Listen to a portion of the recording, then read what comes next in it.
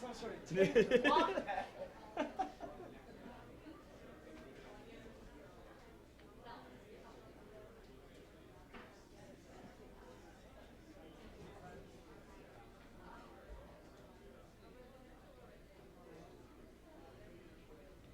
This eyesore's out of the way.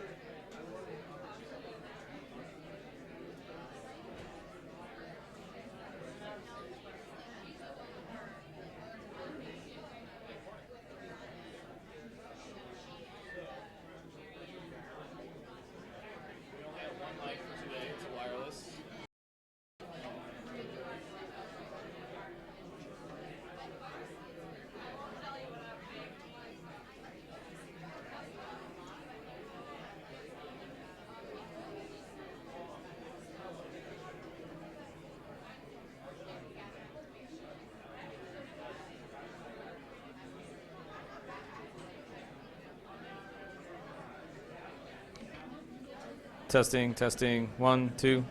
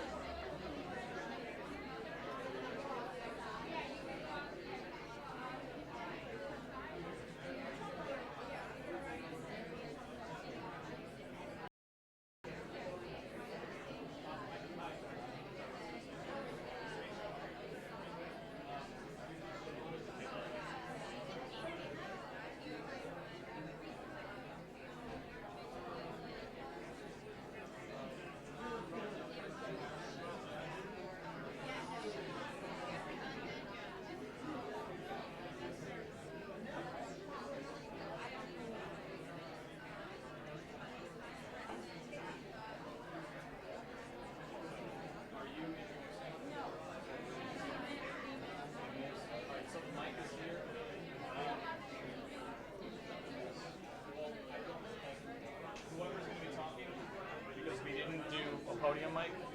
We just did a wireless. We don't have one that works. So we went wireless the whole entire thing. We got to get. So she should be mic'd up, and Lena's just gonna be. He can do his teacher voice. We're already streaming live, so everything's working.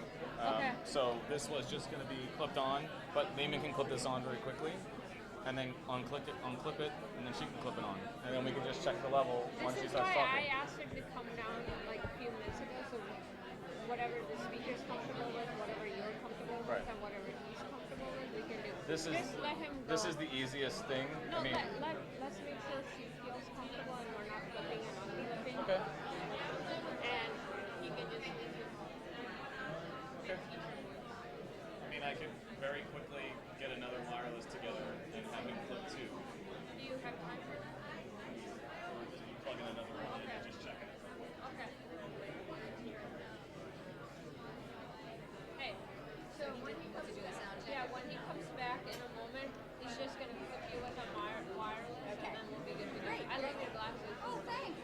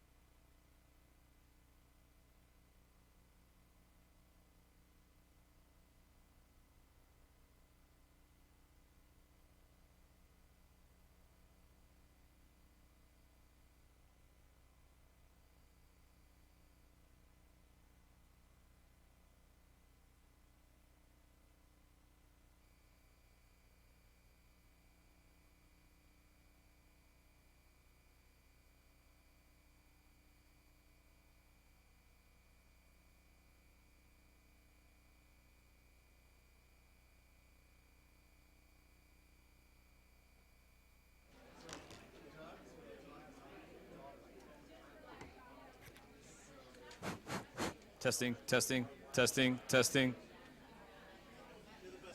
Okay, this is Lehman's. Okay, and it works? Yep, just test it. So how do I just clip them on him? He puts that in his pocket, and he just clips that on. Okay. Can you go tell Mr. Lehman it's time? Yes. Okay. Go upstairs. He's sitting around in his office. Thank you. Sorry about that. We know your time is limited. That's okay. No, We want to honor it. Yeah. I never write my talk out, and I did today, so we'll see. I probably won't. Yeah.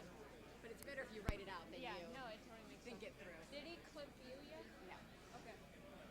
I think he's just checking the level on it.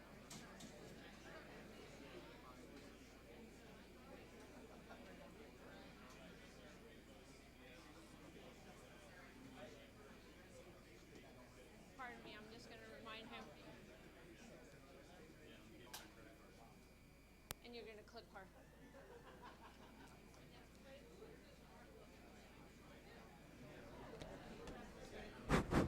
Testing.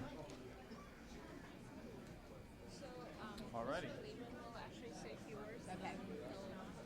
He'll ask you to come on. Yeah. I'm just gonna put this in your pocket. Like this pocket? Is that good? That's fine. Okay. And we're just gonna clip this on. About like right here. Fine. And then we're just gonna check your level. Just move it up a little bit higher so that's a little bit close to you. Okay. And then So how long have you been here? This is my 4th year, and this is my Wonderful. 10th year in the district. Great. Where did you teach before SLA? Franklin Learning Center. Oh, And great. before that, an offshoot of Bartram High School. Oh, wow. You've been in great places. Yeah. A lot of hard work. Yeah. Yeah, for sure. Do you need me to say something? Hi. Good, how are you? Yes. So, Doug, do you work here at the school, or are you... Okay. And what do you I teach? run a video program here, science, great. and we're here at SLA is a video and photography program. Yeah, This is no, year feel 6. free to do whatever you need. Okay, that's a good point. I'm used to listening to people. So, yeah, so that's great. I bet you have a lot of great kids involved. Do you need me to say anything more? Am I good? I just want to stand by the microphone, the speakers, and see. Okay, all right. Okay, so what year are you in? You're a senior? That's great. And I need to just keep talking, so I'm going to tell you a little bit about myself. I have 3 kids. I almost said 2. That's not good. 2 have graduated from the Philly Public Schools, and they're... Is that good? You need me to keep going? Adam, can you just make sure that we can set this so that we can hear the sound coming out of the speakers? Because I can hear it, but it's a little faint in the room. It's loud because everyone's talking. How long were you on the train? That's far. Okay. It's funny, I talk for a living, but when someone tells me just to talk, Maybe because where her mic is at, that shit something was like really close.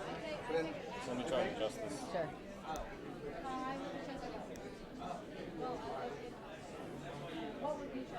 In your pocket. Normally that's good enough. And Lori, How's that? I mean, I'm not hearing it. So you live up my end of it? I heard you say you live in Chestnut Hill. Whereabouts? I live in Durham. okay. Oh, okay. Oh, okay. Good morning, everyone. Just, I'm good? Okay. That is me. Yes. Good morning, everyone. You can put it back right here. It is my pleasure Here, you to put it welcome you to the Saturday, to the official weekend kickoff of EduCon 2.7. Thank you all for braving what is at this point an almost stereotypically lousy weekend of weather, because nothing says EduCon like January in Philadelphia. There are, due to the weather, a few changes to the schedule, so I'm going to do a couple of housekeeping announcements first. A couple of cancellations on schedule, so adjust your plans accordingly. Don Buckley and Eric Walters' session in session 3 has been canceled. David Held's session on arts integration in session 2 has been canceled. And Shelley Krause's session with the Rutgers Prep Kids in session 2 has been canceled. Added to the schedule Last night's panelist, Raghava KK, has graciously offered to do a session in session 2 talking about all the different ways that we can bring arts and all the stuff that he does to bear in the classroom and in schools. And Diana Laufenberg is going to be doing a session, that Raghava's session will be in room 311 in session 2. So room 311, session 2 will be Raghava.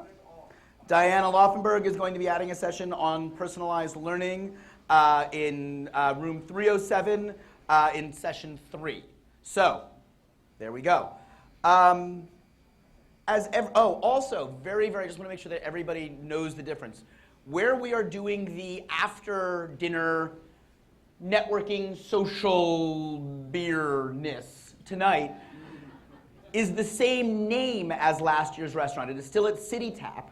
But City Tap opened a new location that is literally right across the street from all the EduCon hotels on Logan Circle, so don't go to West Philadelphia.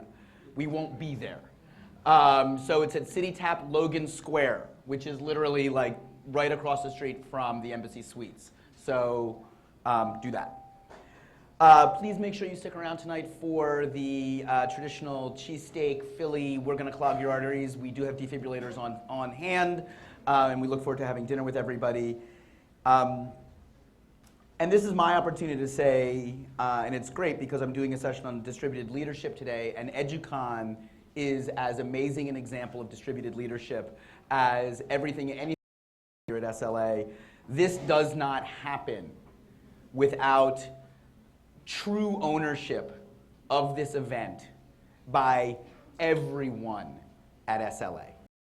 This takes literally a cast and crew of hundreds to pull off every year. And remember that we're planning it as we are also engaged in the day-to-day work of being teachers and students and parents and even a principal. So first off, I want to thank our home and school president and home and school Zanetta Driggers, Jeanine Moore-Powell, and all of the parents, including alumni parents whose kids graduated years ago, but they still come back every year and help out. There are literally, I believe, over 100 parent volunteers between yesterday, today, and tomorrow working, serving meals, cleaning up, answering questions. They are incredible. I want to thank all of the teachers who help out, specifically our co-chairs, Minu Rami, Amal Giknis, Rough Cut Productions head, Doug Herman, who is responsible for all the filming. Marcy Hull, our tech guru, who is going to make sure that everything runs beautifully. I just want to also, I need to make an announcement, Marcy reminded me. If you are running peer-to-peer software on your computer, turn it off before you get on the network. It will get your computer quarantined, and we do not have the ability to unquarantine you. So you will be unnetworked for the weekend. So please, if you're running peer-to-peer software, before you get on the network, turn that off. Thank you. Someone just got quarantined. So every year, as mid-January approaches, the EduCon team looks at each other and says, okay, are we gonna do this again next year? Because it's important right before we have the event to ask ourselves that question when we're in our most stressed out. And yes, the answer is we are going to do this again next year. So allow me to announce the dates for EduCon 2.8. It will be, again, as always, the weekend right before the Super Bowl and right after the conference playoffs, because this is Philadelphia and hope springs eternal. So next year, EduCon 2.8 will be January 29th, 30th, and 31st, as always, here in Philadelphia at Science Leadership Academy. So we hope that all of you will come back next year. And I will say that one of the things that makes me happiest, and I've seen several examples of this, is we have a lot of people here who came as teachers for the first time and now are back with their administrators, with their principals, superintendents. So if you are here this year as a teacher and you have an amazing experience, bring an administrator with you next year, and we will really help you to help them see. For those principals who maybe aren't quite seeing the need to change and that passion for change yet, bring them, because the greatest reason to think about change is honestly interacting with all of you. because you all inspire us every year at SLA. The energy that you guys bring, the energy that people bring to this conference. EduCon is about what you do. EduCon is not the experts in the front of the room. The EduCon is what all of you bring and the energy that you bring and the ideas that you bring to every session, to every moment. And we want to thank all of you for doing that as well. As many of you know who are previous EduCon attendees, every year we like to kick it off with someone who can give the context for this conference in Philadelphia.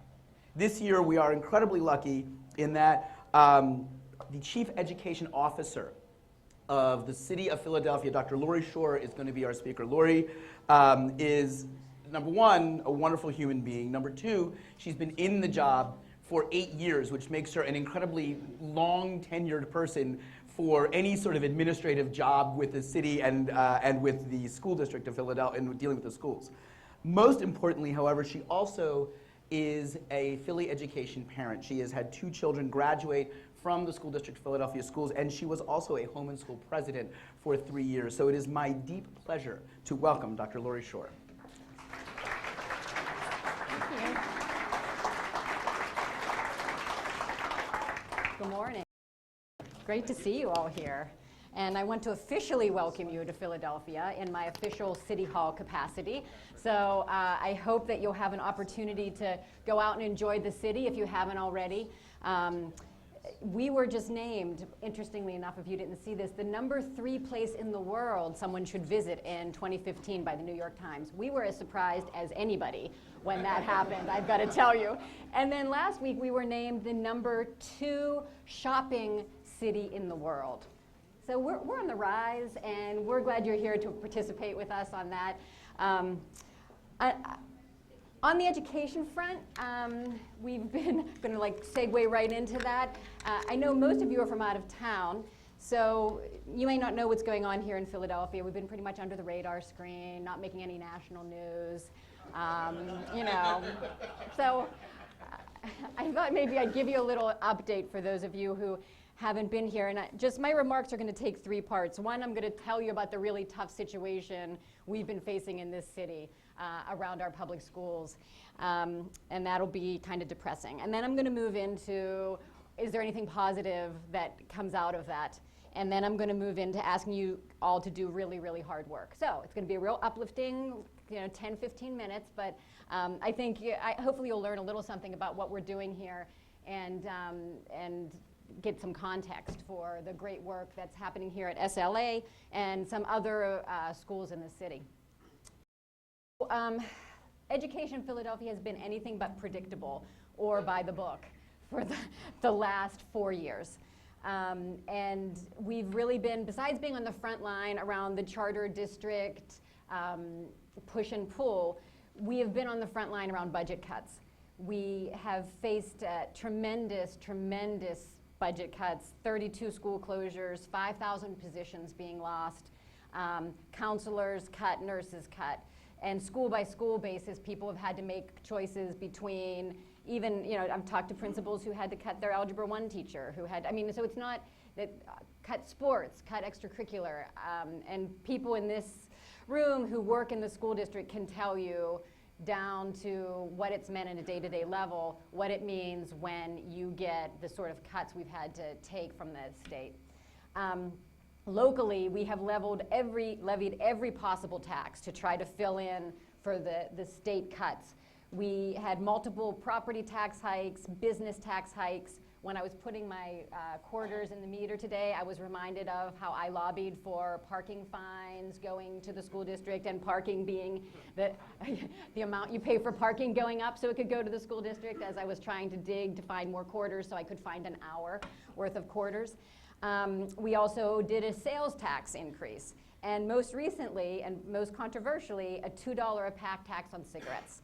You add to that the fact that all of our liquor by the drink money tax goes to schools, and all of our sin taxes go to schools. So if you do go out tonight, just remember, when you're drinking and you're smoking, you're doing a little good. If not for your body, at least you're getting some more money into the coffers.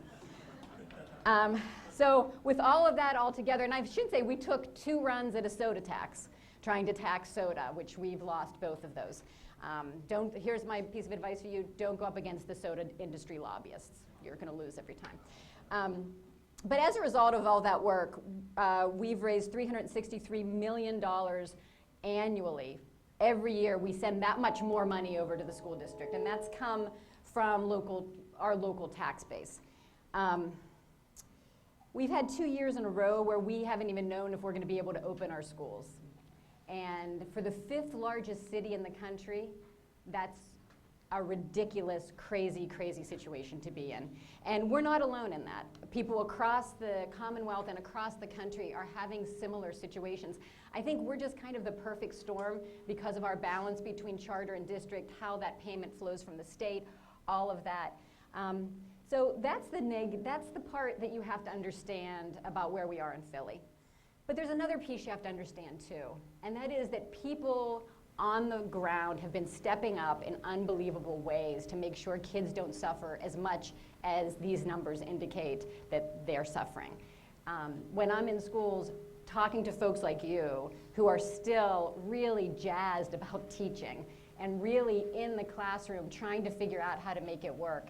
I was talking to a principal the other day who, after telling me about all her cuts, which were heartbreaking, she then said, but you know what, it's really made us try to think about what our real priorities are, because there's absolutely nothing that we can spend without thinking tremendously hard about whether it's having impact with kids. And it's actually made us do some things differently, and they're better. Now, before you tune me out, I'm not saying this was all worth it, okay, for these little innovations. But we've got to think about what we can do with those little innovations that have started to happen all across the district, because they're doing some of the things that I know you all are interested in, which is how do we rethink school time period we live in. One of the things we often say when we're in Harrisburg trying to fight for more money for the schools is we're not asking you legislators up here to save our schools from the 1950s. We're doing, because we can't sell those schools anymore. Just so you know. I mean, if you have people back in your states they're trying to find more money, it's really hard to sell the 1950s school model. What we do when we go up there is we talk about schools like this one. We talk about the 3 redesigned schools. We also talk about the schools that are really struggling to even just keep the doors open. But we need to move the public who pay the dollars for the system. We need to move them to a place where they can be excited and believe in schools. And the work that you all are doing is the stuff that excited and gets them to believe that this is a living, moving entity that's really adapting to the times. So I had some examples in here of little things that we had done, like we had worked with a local startup tech company called Textizen to develop a responsive texting tool to help when we had massive cuts in the college access infrastructure we had made here in Philadelphia. We had student success centers in our large high schools where students, it was fully staffed with 3-4 people. I see you shaking your heads. There were 12 of them in the large comprehensive high schools. Those all got cut. We had the counselor ratio. I don't actually know what it is right now. Marge, is it 1 to 1,600? 1 to a bazillion, says Marge, which I don't even think she's rounding. I think that's the actual number. So the counselors were cut tremendously. The college access centers that we had built as a city, because of all the sort of cuts that have happened in the nonprofit sector, the last one closed in the fall. So when I laid this out for the mayor, he was like, well, what are we going to do about it? I said, well, we're fighting for more money, blah, blah. He said, but is there anything we can do right now, like anything? So we talked to this new startup company, Textizen, and they came up with this on a texting service where students, if they text in and answer a couple of questions, we can be in a dialogue with them about where are you in high school, do you want to go to college, here are the FAFSA dates, here's where you can go to fill them out, here's the form, here's a workshop you can go to on your college application. Now, this doesn't make up for the fact that the 12 student success centers are gone. I'm not saying it does. Or that the counselor ratio is, because all we can do is get information into that device in the kid's hand. But it is something that we're pushing on. So here's what I would say, that we have a system that we built over 100 years ago that citizens wanted to educate people for the workforce. And at that point, what we asked of that system was, could you produce 10 to 15% high school graduation, and can you produce 3 to 4% college graduates? That's what we needed 100 years ago. That's all the economy needed. We're in a really different place now, right? We are looking for at least 85 to 90% high school graduation rate to feed the market that has the jobs that these kids are going to walk into. And in terms of college going, at least in this city where we're just crazy with eds and meds, we need 50 to 60% college, some post-secondary, 2-year, 4-year.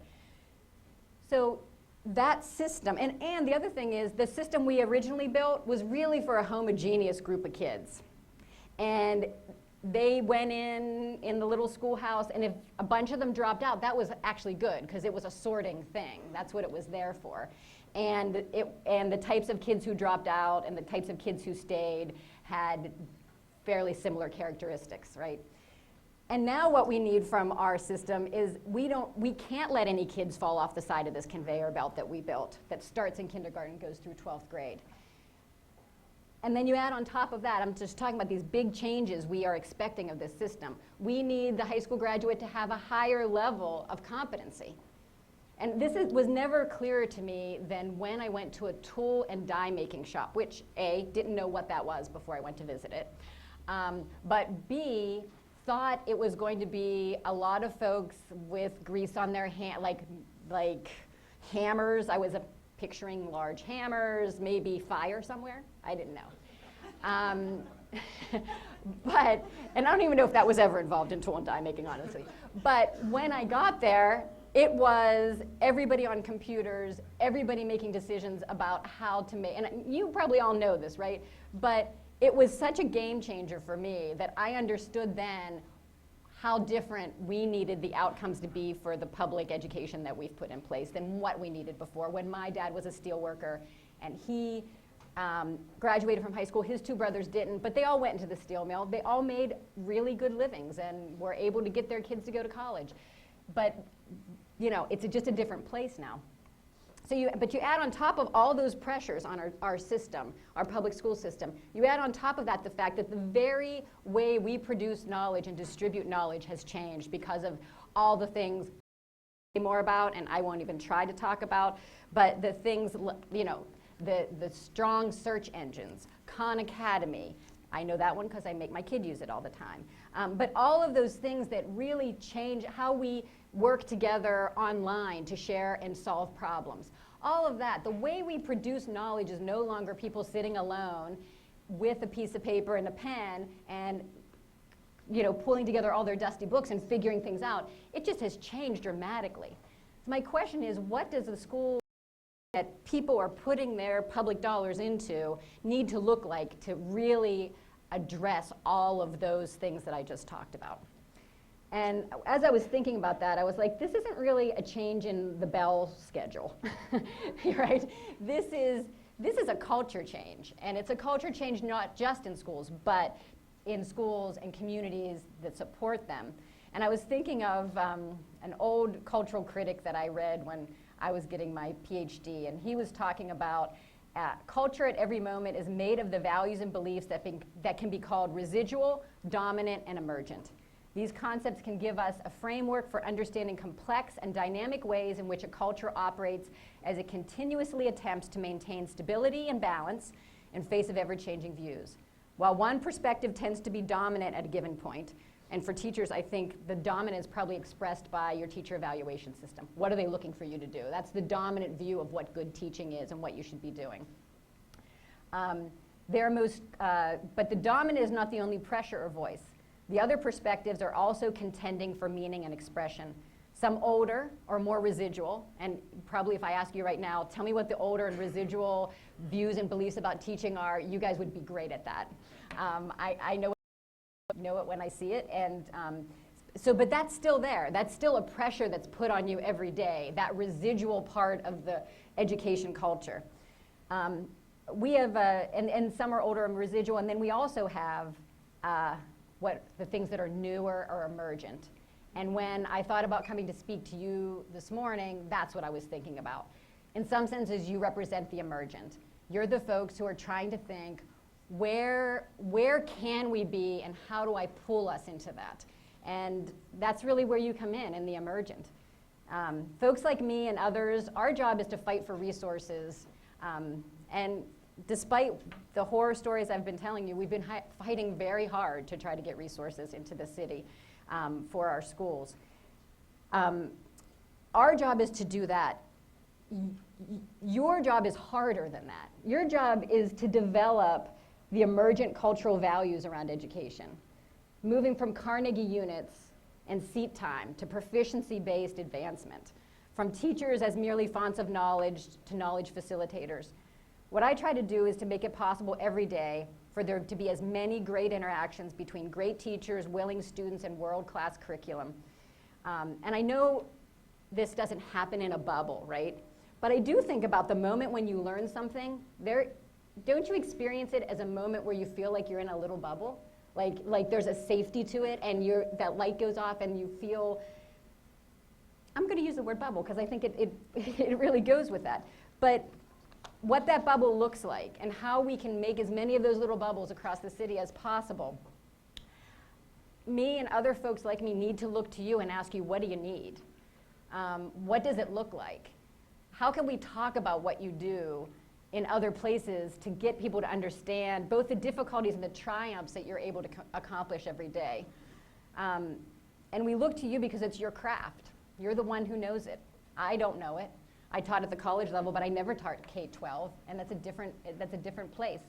So you're the developers of the new emergent culture in education rooms, and this is the hard part that I'm asking you about. We need you to figure out the hard stuff, like what has to change in that interaction between teacher, student, and curriculum, and what has to stay the same. There's always going to be that personal part that is that connection you have with your student. I don't think we ever want that part to go away. But what are the other things that can change? Even what constitutes a great teacher or a great curriculum in this age? And continue to tell us what you need to make the bubble possible for more and more kids, for more and more different kinds of kids. And I'm going to make it an especially difficult ask for you. I hope some of you are thinking deeply about how to reach the kids in cities like ours who are so disconnected from the education experience. I'm thinking about our students who I spend a lot of time around, which is our dependent and delinquent students who the courts have put in dependency placements or delinquency placements. Their educational outcomes are staggeringly bad. And the system that we have put in place was never created for them and doesn't work for them. And we need something radically different to capture their energy and help them believe that they're a positive influence in our city. So if folks are out there even thinking this is a place you want to do some work, there's tons of us out here in the policy world who are like, we're looking for the answers, and people who want to invest in those sort of answers. So in short, that system did what we needed that we created 100 years ago. It did what we needed of it. It served some of us well, but some of us not so well. But it's time to say goodbye to it as we help to birth new schools that serve students that are walking in our doors today. So have the best time here in Philly, learn a lot, gain strength from each other, and we're just looking to you for all of the difficult answers. That's it. So thank you.